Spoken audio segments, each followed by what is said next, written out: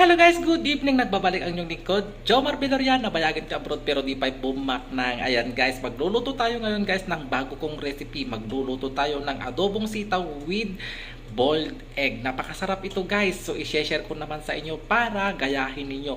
Napakasarap ito guys. So ayan, naka-ready na ako ng na boiled na egg sa isasahog natin sa ating adobong sitaw or string beans. So ayan, share ko sa inyo. Lutuin na natin guys.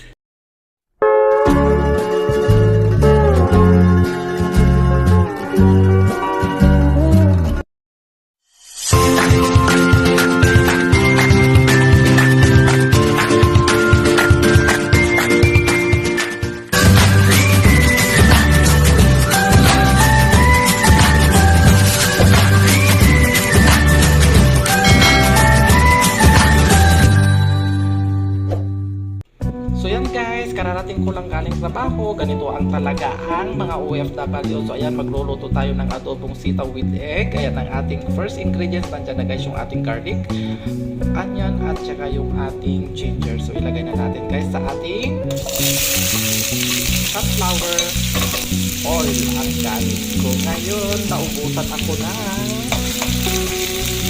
olive oil. So actually, hindi pa ako pumunta sa grocery store para bumili ng olive oil. So pagsamantala itong sunflower muna ang ating gamit. So yun na guys, okay na yung ating first ingredients. Lagay na natin ang ating string beans or yung ating sitaw. Ayan, bigay guys ni Ate Tessia. Salamat natin. Makakaulam na naman ako ng adobong sitaw. Pero ang isa sa sahog natin guys ay nilagang egg. So lalagay na natin.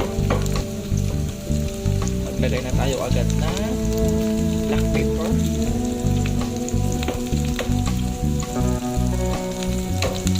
Timplahan lang natin ng konting asin. Kasi maglalagay tayo mamaya na soy at saka oyster sauce. At yung ating ketchup. Gusto ko yung may sabaw ito guys. Yung ating ayan, then mag-add tayo guys ng konting tubig. So yan guys, maglalagay tayo guys ng black Japanese soy. Kunti lang lagay natin kasi napaka-black ito guys. Ayan. At mag-add tayo guys ng oyster sauce instead na sugar ang ilalagay natin kasi yung iba kapag nag-aadobo sila sugar. So tama na itong ating oyster sauce. Ayan. And mag-a-add tayo guys ng tubig. Gusto ko ito yung may tubig-tubig tong ating adobo. Ayan, as you can see, napakaitim yung ating black guys. Kahit konti lang ilagay mo, mapaparami yung guys, parang napakaitim kasi black Japanese soy yung gamit ko. Ayan, takpan natin guys. Lutuin natin hanggang sa maluto yung ating sitaw at titimplahan natin mamaya. So yun na guys, ang ating adobong sitaw na may egg. Ayan, tikman natin guys. Ang sarap. So mag-a-add tayo guys ng sukang artim para mas masarap. Ayan, kunti lang.